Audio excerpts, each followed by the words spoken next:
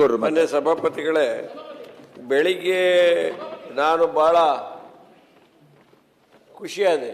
ಸದನ ಪ್ರಾರಂಭ ಎಲ್ಲರಿಗೂ ಕೊಡ್ತೀನಿ, ಎಲ್ಲರಿಗೂ ನೀವು ಎಲ್ಲರೂ ಮಾತಾಡಿ. ಯಾಕೆಂದ್ರೆ ಸದನದೊಳಗಡೆ ನಿಮ್ ಯಾರಿಗೂ ಸದನದ ಮುಂದಿನ ಇದ್ಯಾರು ನಡ್ಕೊಳ್ಬೇಕು ಅನ್ನೋದು ಎಲ್ಲರಿಗೂ ಯಾರಿಗೂ ಇದ್ದಂಗೆ ಕಾಣ್ತಾ ಇಲ್ಲ.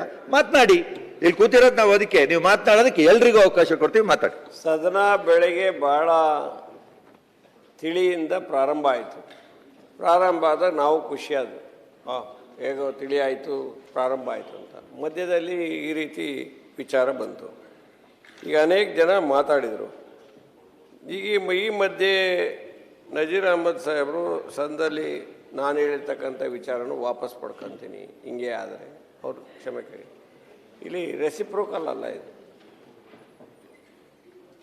ಪೀಠದಿಂದಲೇ ಮತ್ತೆ ನಾನು ಪುನರುಚ್ಚಾರ ಮಾಡೋಕ್ಕೆ ನನಗೆ ಬೇಜಾರಾಗ್ತದೆ.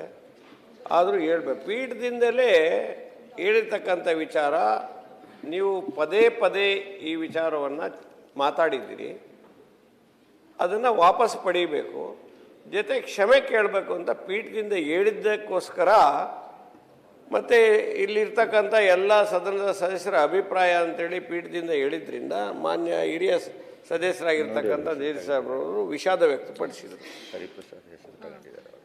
ವಿಷಾದ ವ್ಯಕ್ತಪಡಿಸಿದ ಮೇಲೂ ಕೂಡ ಈ ವಿಚಾರ ಮತ್ತೆ ಚರ್ಚೆ ಆಗ್ತಕ್ಕಂಥದ್ದು ಅಷ್ಟು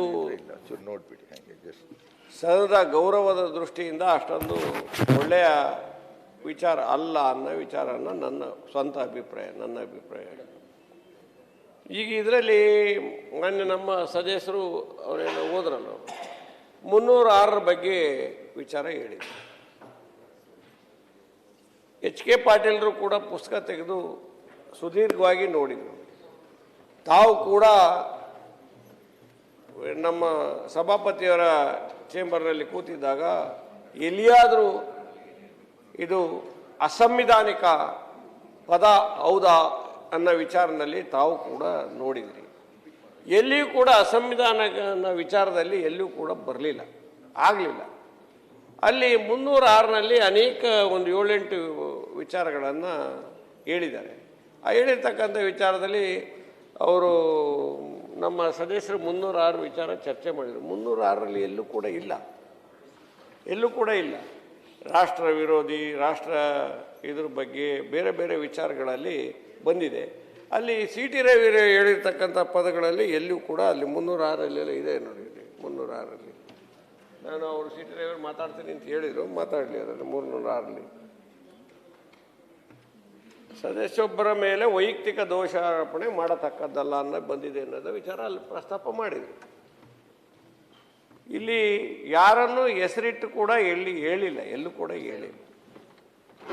ಯಾರನ್ನು ಹೆಸರಿಟ್ಟು ಹೇಳದೇ ಇರತಕ್ಕಂಥ ಸಂದರ್ಭದಲ್ಲಿ CT ರವಿಯವರ ನಿವೇದನೆ ಏನಿತ್ತು ಅಂತ ಹೇಳಿದರೆ, ಪೀಠಕ್ಕೆ ಬಿಡ್ತೀನಿ, ಪೀಠ ಇದನ್ನು ತೀರ್ಮಾನ ಮಾಡಲಿ,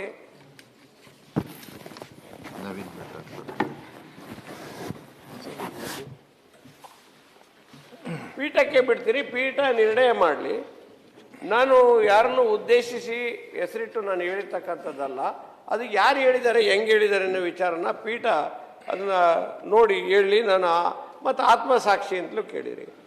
ಆತ್ಮಸಾಕ್ಷಿಗೆ ಅನುಗುಣವಾಗಿ ನಾನು ಯಾವ ಕಾರಣಕ್ಕೂ ನಾನು ತಪ್ಪು ಮಾಡಿಲ್ಲ, ತಪ್ಪು ಮಾಡದೇ ಇರತಕ್ಕಂಥ ಸಂದರ್ಭದಲ್ಲಿ ನಾನು ಇದನ್ನು ನಾನು ಕ್ಷಮೆ ಹಚ್ಚಂಥದ್ದು ಅಥವಾ ವಿಷಾದ ವ್ಯಕ್ತಪಡಿಸ್ತಕ್ಕಂಥದ್ದು ಸರಿಯಾದ ನನ್ನ ಆತ್ಮಸಾಕ್ಷಿ ಹೇಳ್ತಾ ಇಲ್ಲ, ಹಾಗಾಗಿ ನಾನು ಹೇಳಲ್ಲ ಅಂತ ಹೇಳಿದರು. ಅಲ್ಲಿಗೆ ದೇರ್ ಎಂಡ್ಸ್ ದಿ ಮ್ಯಾಟರ್. ಅದು ಕ್ಲೋಸ್ ಆಗಬೇಕು. ಯಾಕೆ ಕ್ಲೋಸ್ ಆಗಬೇಕು? ನೀವು ಆತ್ಮಸಾಕ್ಷಿ ಕೇಳಿದ್ರಿ, ಅವರು ಕೂಡ ಅದನ್ನು ಹೇಳಿದರು, ವಾಪಸ್ ಪುನರುಚ್ಚಾರ ಮಾಡಿ. ಮತ್ತು ಪದೇ ಪದೇ ಇದನ್ನು ಹೇಳ್ತಕ್ಕಂಥದ್ದು ಎಷ್ಟರ ಮಟ್ಟಿಗೆ ಸರಿ ಇದೆ. ಇದಕ್ಕೆ ನೋಡಿದ್ವಿ ನಾವು, ಇದು ಯಾಕಾಯಿತು ಇದು ಅನ್ನೋ ವಿಚಾರದಲ್ಲಿ ನಮ್ಮ ಮಂಕುತಿಮ್ಮನ ಕಾಗದಲ್ಲಿ ಒಂದು ಮಾತು ಹೇಳ್ತು ಬರ್ತದೆ. ಇಳಿಯಿಂದ ಮಳೆ ಬಂದು ಮೊಳಕೆ ಒಡೆದು ಟಮಟಗಳ ಸದ್ದಿಲ್ಲ, ಪರಮಾಗು ಧ್ವನಿಯಲ್ಲಿ ತುತ್ತೂರಿ ದನಿಗಳಿಲ್ಲ, ಬೆಳಕೀವ ಸೂರ್ಯ ಚಂದ್ರದೊಂದು ಸದ್ದಿಲ್ಲ, ಒಲಿನಿಂದ ತುಟಿಗಳನ್ನು ಮಂಕುತಿಮ್ಮ ಅಂತೇಳಿ. ನಾವೆಲ್ಲ ನಮ್ಮ ತುಟಿಗಳನ್ನ ನೀಟಾಗಿ ಹೊಲ್ಕೊಂಬಿಟ್ರೆ ಮೊಳಕೆ ಹೊಡೆದು ಬೆಳೆ ಬರುವಾಗ ನಮಗೆಲ್ಲ ಅನ್ನ ಕೊಡ್ತಕ್ಕಂಥ ಭೂಮಿ ತಾಯಿನ ಮೇಲೆ ಬರುವಾಗ ಯಾವುದೇ ತಮಟೆ ಸದ್ದು ಮಾಡಿ ಅದು ಬರೋದಿಲ್ಲ ಆಚೆ. ಅದೇ ರೀತಿ ತುತ್ತೂರಿ ಧ್ವನಿ ಕೂಡ ಮಾಡ್ಕೊಂಬರಲ್ಲ. ಸೂರ್ಯಚಂದ್ರರೇ ಬೆಳ್ಕೊಂಡು ಕೊಡ್ತಕ್ಕಂಥ ನಮ್ಮ ಸೂರ್ಯಚಂದ್ರ ಎಲ್ಲೂ ಕೂಡ ಸದ್ದಿಲ್ಲದೆ ಬರ್ತಾರೆ. ಹಾಗಾಗಿ ಒಲಿನಿನ್ನ ತುಟಿಗಳನ್ನು ಮಂಕುತಿಮ್ಮ ಅಂತ ಕಗ್ಗ ನಮ್ಮನ್ನೆಲ್ಲ ಕುರ್ತೆ ಅವತ್ತಿನ ಕಾಲದಲ್ಲಿ ಮಂಕುತಿಮ್ಮ ಕಗ್ಗ ಡಿ ವಿ ಗುಂಡಪ್ಪನವ್ರು ಬರೆದಿರ್ತಕ್ಕಂಥದ್ದು. ಇನ್ನೊಂದು, ನಾನು ಚರ್ಚೆ ಮಾಡ್ಬೇಕಾದ್ರೆ ಚರ್ಚೆ ಆಗಬೇಕು, ವಿಷಯ ಚರ್ಚೆ ಆಗಬಾರ್ದು ಅಂತಲ್ಲ, ಚರ್ಚೆ ಆರೋಗ್ಯಪೂರ್ವಕವಾಗಿ ಆಗಬೇಕು. ಯಾವುದೇ ನಿಂದನೆಗಳು ಬಂದಾಗ ಕೂಡ ಆರೋಗ್ಯಪೂರ್ವಕ ಆಗಬೇಕು, ಸಮಾಜದ ಒಳಿತಿಗೆ ಆಗಬೇಕು. ಇವೆಲ್ಲವೂ ಕೂಡ ಅದಕ್ಕೆ ಹೇಳ್ತಾರೆ ನೋಡಿ, ಬಿಸಿಲ ದಗೆಯ ಬಸಿರಿಂದಲೇ ಸುಳಿಯುವುದು ಮೆಲು ತಂಗಾಳಿಯು ನಮ್ಮ ಬಳಿಗೆ ಅಂತೇಳಿ. ಬಿಸಿಲ ದಗೆಯ ಬಸಿರಿಂದ ತಂಗಾಳಿ ಬರೋದು, ತಂಗಾಳಿ ಸುಮ್ಮನೆ ಬರೋದಿಲ್ಲ. ಆ ದಗೆಯ ಬಸರು ಬಿಸಿಲು ದಗೆ ಇದೆಲ್ಲ ಆಗ್ತದೆ, ಎಲ್ಲ ಮಲಿ ತಂಗಾಳಿ ಲಾಸ್ಟಿಗೆ ತಿಳಿ ಆಗ್ತದೆ ಅಂತೇಳಿ ಬೆಳಗ್ಗೆ ತಿಳಿ ಆಯಿತು ಅಂತ ನಾನು ತಿಳ್ಕೊಂಡೆ. ಅದು ತಿಳಿ ಆಗಲಿಲ್ಲ. ಹಾಗಾಗಿ ಸಭಾಪತಿಗಳೇ, you have to put an end to this. ಸಭೆ ನಡೀತಾ ಇದೆ, ಬೆಳಿಗ್ಗೆ ಭಾಳ ಅಚ್ಚುಕಟ್ಟಾಗಿ ಪ್ರಾರಂಭ ಆಯಿತು. ಮತ್ತೊಮ್ಮೆ ಮರುಕಳಿಸಿ ಮತ್ತೆ ಸಮಯ ಹಾಳಾಗೋದು ಬೇಡ. ಅವ್ರ ಆತ್ಮಸಾಕ್ಷಿಗೆ ಪೀಠದಿಂದ ಹೇಳಿದಾಗ ಆತ್ಮಸಾಕ್ಷಿಗೆ ಅನ್ಕೊಂಡು ಅವ್ರು ಹೇಳಿದ್ದಾರೆ, ಇದನ್ನು ಕ್ಲೋಸ್ ಮಾಡ್ಬೋದು ಅಂತ ಹೇಳಿ ನನ್ನ ಅಭಿಪ್ರಾಯ ಇದೆ. ಸರಿ. ಹೆಚ್ಚಿನ ವಿಡಿಯೋಗಳಿಗೆ ಪ್ರತಿಧ್ವನಿ ಯೂಟ್ಯೂಬ್ ಚಾನೆಲ್ ಸಬ್ಸ್ಕ್ರೈಬ್ ಮಾಡಿ, ಬೆಲ್ ಐಕಾನ್ ಕ್ಲಿಕ್ ಮಾಡಿ.